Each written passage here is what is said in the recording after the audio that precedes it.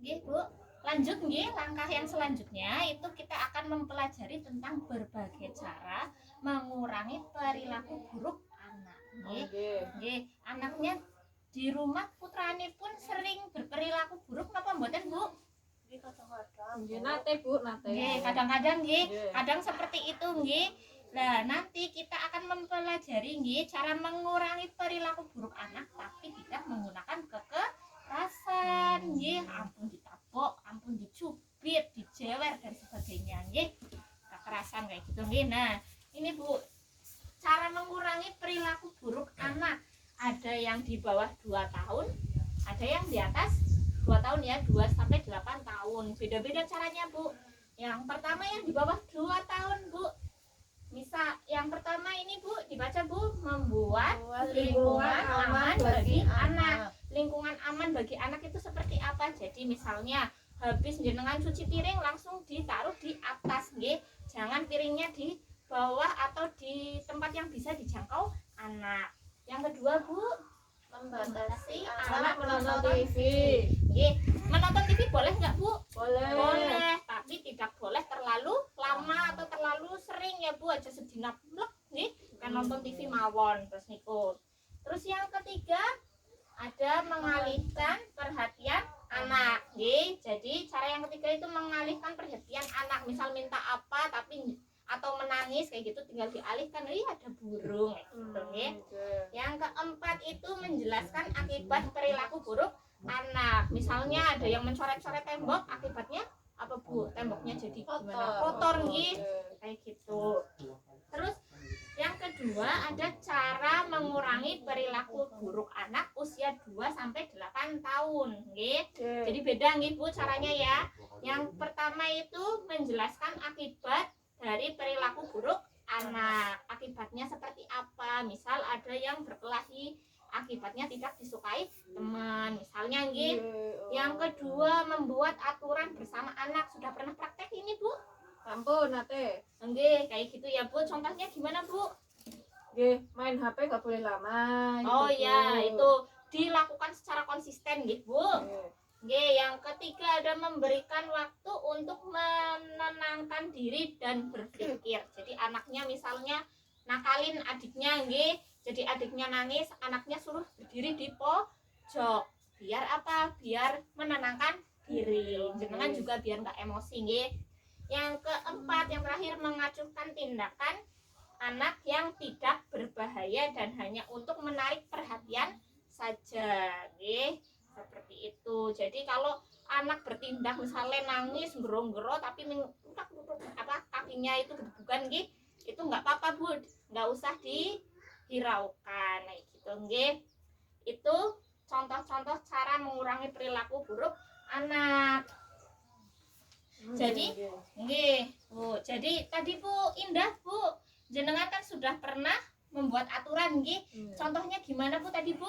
Bisa dijelaskan lagi Bu? Nah itu tadi Bu, main HP nggak boleh lama-lama. Ya Nanti paling- kalau mainnya lama gimana Bu? ya HP-nya diminta Bu. HP-nya diminta nggih. Nah, nggih, sikap tegas dan konsisten itu harus dilakukan secara terus-menerus nggih Bu, agar aturannya itu yang disepakati tetap terjaga ya Bu. Nah, sekarang kita nonton film dulu nggih. Biar gak jenuh nggih.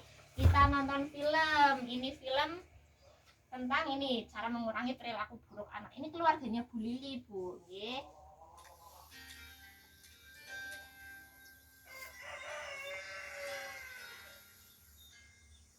Ibu tahu kamu merasa menyesal karena sudah berkelahi. Kamu tahu kan, kamu tidak boleh berkelahi, itu tidak baik. Itu artinya kamu sudah melanggar peraturan, Agus. Kamu tahu ada sanksi kalau melanggar peraturan. Nah, menurutmu apa sanksinya? Aku tidak akan bermain dengan teman-temanku minggu ini. Menurut Ibu, tidak bermain dengan teman-teman selama 3 hari cukup adil. Jika kamu bersikap baik selama 3 hari sesudahnya. Tidak mulai perkelahian di sekolah ataupun mengganggu adikmu.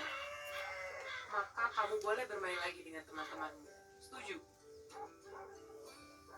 Baiklah, kalau begitu, mari kita ceritakan pada Bapak apa yang sudah terjadi dan apa kesepakatan Jadi kamu sudah menentukan sendiri temanmu Agus. Itu bagus. Bapak tidak marah. Yang penting kamu sudah tahu kesalahanmu dan sudah berjanji untuk memperbaiki diri. Selama tidak bermain dengan teman-teman, kamu akan punya lebih banyak waktu untuk membaca, mengerjakan pekerjaan rumah, dan membantu ibu atau bapak. Aduh Ita, coba lihat nak, kamu menggambari apa ini? Coba, Ita ingat tidak, kalau mau menggambar, Ita mestinya menggambar di mana? Pintar. Nah, kalau Ita menggambar di tembok, Ita harus bagaimana?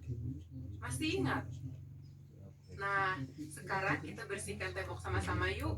Besok Ita boleh nonton film Unyi lagi. Tapi hari ini tidak boleh, karena Ita sudah menggambar di tembok. Setuju?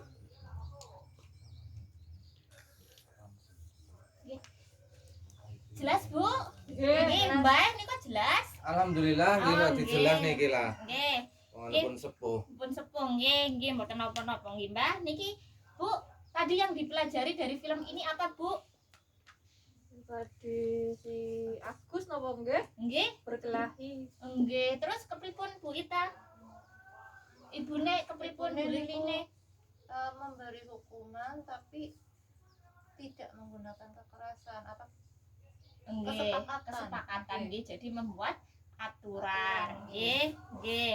Jadi tadi nggih, terus yang film kedua kan ada yang Ita itu nggih. Ita sedang ngapain itu, Bu? gambar tembok Gambar di coret-coret tembok. nggih, Nggih. tembok. Terus suruh ngapain berarti Ita? Bersihin. Bu. Nggih, dibersihkan, nggih. Nggih. Jadi nggih Bu Lili bersikap lembut tapi tegas terhadap Ita, nggih, untuk menjalankan aturannya. Kalau sudah menggambar di tembok harus dibersihkan. Bu Lili dan Pak Rusli juga berusaha tenang ketika Agus tadi nggih berkelahi dengan teman nggih, tapi tidak dimarahi, tidak menggunakan kekerasan, tapi menggunakan aturan nggih. Aturan yang ditetapkan itu adalah tidak bermain dengan temannya selama 3 hari nggih. Jadi Bu Lili dan Pak Rusli juga meminta Agus untuk memikirkan sanksi yang tepat atas tindakannya nggih. Selanjutnya kita akan belajar tentang memberikan waktu sejenak nggih. Kalau anak sedang berperilaku buruk, diberikan waktu sejenak untuk menenangkan diri dari akibat perbuatan yang dilakukan nggih. Kita nonton film lagi nggih.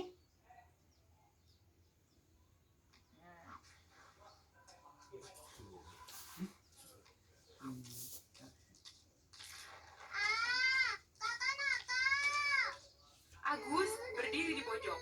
Kamu kan sudah janji tidak akan mengganggu adikmu. Kamu tidak boleh memainkan majalah ini lagi. Nah, sekarang berdiri diam di situ selama 7 menit. Kalau kamu beranjak dari situ, kamu harus kembali berdiri di situ lagi 7 menit lagi. Nanti ibu beritahu kalau waktumu sudah 7 menit. Sudah, Ita? Cup, cup, cup, cup. Yuk main sama ibu. Nah, sudah Bu. Nah, sudah nggih. Apa yang dipelajari Bu dari ini Bu tadi Bu filmnya? Agus ganggu adiknya, Bu. Nggih, terus disuruh ngapain Bu Agus? Disuruh, Bu. Nggih, itu sebenarnya bukan hukuman nggih. Oh, bukan. Nggih, jadi terima kasih nggih Bu tadi atas pendapatnya nggih. Tadi itu Agus bukan hukuman itu, tapi aturan agar apa? Agar Agus bisa menenangkan diri. Jadi sangat wajar ketika orang tua itu merasa kesal dan marah karena kelelahan menghadapi perilaku anak nggih.